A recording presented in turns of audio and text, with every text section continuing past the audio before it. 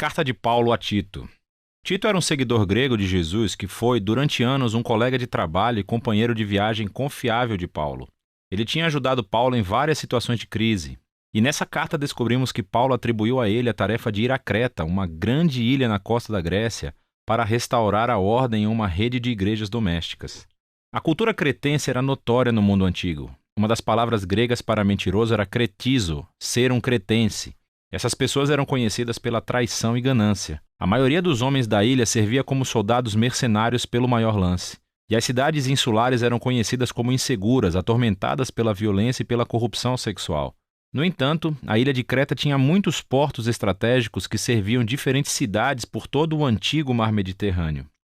E assim, do ponto de vista de Paulo, Creta era o lugar perfeito para iniciar uma rede de igrejas. Não sabemos os detalhes, mas de alguma forma essas igrejas ficaram sob a influência de líderes cretenses corruptos. Eles diziam que eram cristãos, mas estavam arruinando as igrejas. E assim Paulo designou a Tito a tarefa de ir lá para esclarecer as coisas, e essa carta dava as instruções.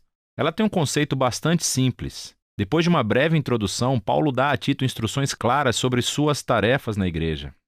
Ele então oferece orientação sobre o novo tipo de família e, em seguida, sobre o novo tipo de humanidade que o Evangelho poderia criar nessas comunidades cretenses. Então, Paulo fecha a carta com algumas saudações finais. Paulo começa a carta lembrando a Tito que a sua mensagem como apóstolo é sobre a esperança da vida eterna. Ou seja, a vida da nova criação que está disponível a partir de agora através de Jesus, o Messias. E essa esperança foi prometida há muito tempo pelo Deus que não mente. Esse pequeno comentário de abertura introduz um tema importante subjacente a toda a carta.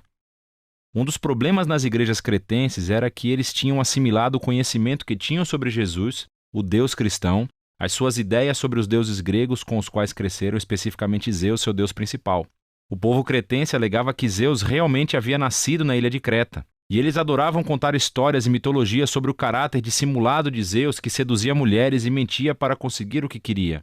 E Paulo quer ser muito claro aqui. O Deus revelado através de Jesus é totalmente diferente de Zeus. A fidelidade e a verdade são os seus traços básicos de caráter, o que significa que o modo de vida cristão será também sobre a verdade, o que será uma mudança grande para esses cretenses. Então Paulo se dirige a Tito com uma tarefa dupla. Segundo ele, a primeira é a de nomear novos líderes para cada comunidade da igreja, uma equipe do que ele chama de anciãos, maridos ou pais maduros cujo modo de vida é totalmente diferente da cultura cretense.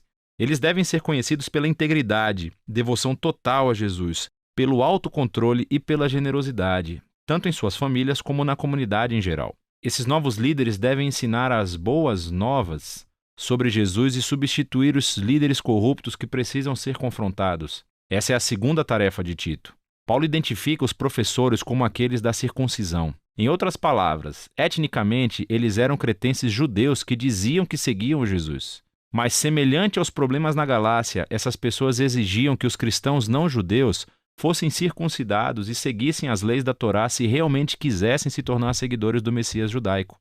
Paulo diz que eles são obcecados por mitos judaicos e mandamentos humanos.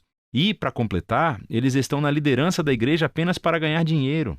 E assim Paulo, em uma jogada brilhante, puxa uma citação de um antigo poeta cretense, Epimênides, que foi muito franco e honesto sobre o caráter do seu próprio povo. Ele disse que os cretenses são sempre mentirosos, bestas viciosas e glutões preguiçosos. Eles ofuscam as linhas retas entre o verdadeiro e o falso, entre o bem e o mal, e estão nisso apenas pelo dinheiro. E assim, enquanto esses líderes afirmam conhecer a Deus, o seu estilo de vida cretense o nega.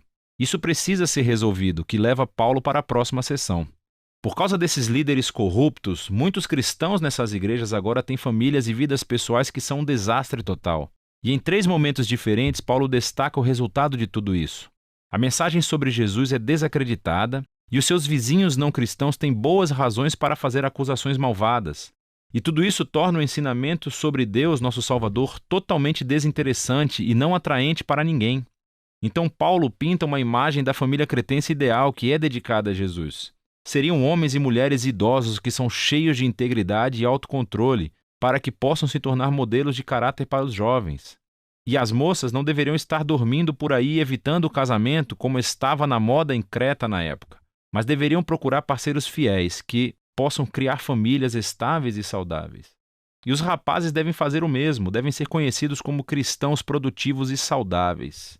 Os escravos cristãos em Creta estavam em uma posição única, porque sabemos que por causa do Evangelho eles eram tratados como iguais nas comunidades da igreja de Paulo. No entanto, havia o perigo deles usarem essa igualdade como licença para desrespeitar os seus senhores e então se associarem a rebeliões de escravos, o que negaria ainda mais a mensagem cristã. Você pode ver Paulo em uma linha tênue aqui. Ele acredita que o evangelho sobre Jesus precisa provar o seu poder redentor na praça pública, se realmente vai transformar a cultura cretense. E isso não vai acontecer por meio da agitação social ou pelos cristãos que se afastam da vida urbana. A mensagem cristã será atraente para os cretenses quando os cristãos participarem plenamente da vida pública, quando as suas vidas e lares parecerem semelhantes na superfície. Porque depois de observarem atentamente, os seus vizinhos descobrirão que os cristãos vivem em um sistema de valores totalmente diferente, através da devoção a um Deus totalmente diferente. E é essa a diferença que Paulo resume lindamente no final do capítulo 2. Ele diz que o sistema de valores que conduz o modo de vida cristão é a graça generosa de Deus, que apareceu na pessoa de Jesus e aparecerá novamente em seu retorno. Essa graça foi demonstrada quando Jesus deu sua honra para morrer uma morte vergonhosa em favor dos seus inimigos, para poder resgatá-los e redimi-los. E é essa mesma graça que chama o povo de Deus a rejeitar formas de vida corruptas, que são inconsistentes com o generoso amor de Deus. Paulo então afasta o foco na família cristã para uma visão de cristãos vivendo como novos seres humanos na sociedade cretense. Dentre todas as pessoas, os cristãos devem ser conhecidos como os cidadãos ideais, pacíficos, generosos, obedientes às autoridades, conhecidos por buscar o bem comum. Mas isso é realmente diferente de como os cretenses cresceram. Como os cristãos conseguem viver desse modo de vida contracultural? Paulo acredita que a fonte de poder é o amor transformador da Trindade de Deus, que é anunciado no Evangelho. E ele explora isso com um poema realmente lindo. Ele diz que a bondade e o amor de Deus são o que nos salvou, apesar de sermos quem somos. De modo que, através do Espírito Santo, Deus lavou, renasceu e renovou as pessoas. E, através de Jesus, forneceu um caminho para que as pessoas fossem declaradas justas diante dele. E isso tudo abre o caminho da vida eterna, isto é, um novo futuro na nova criação. Essa história é tão poderosa que pode produzir novos tipos de pessoas. Paulo está convencido de que a fidelidade aos ensinos de Jesus, fortalecida pelo Espírito, declarará a graça de Deus em toda a ilha de Creta e em todo o mundo. Paulo conclui prometendo enviar uma ajuda para Tito, seja Artemas ou Tíquico. E então ele cumprimenta os amigos que têm em comum e a carta termina. A carta de Tito nos mostra a estratégia missionária de Paulo para que as igrejas se tornem agentes de transformação dentro das suas comunidades. Isso não acontecerá travando uma guerra cultural ou assimilando-se ao modo de vida cretense.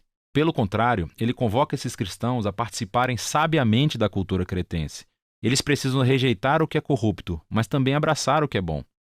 Se eles puderem aprender a viver pacificamente e se dedicar a Jesus e ao bem comum, Paulo diz que os cristãos mostrarão a beleza da mensagem sobre o nosso Deus Salvador.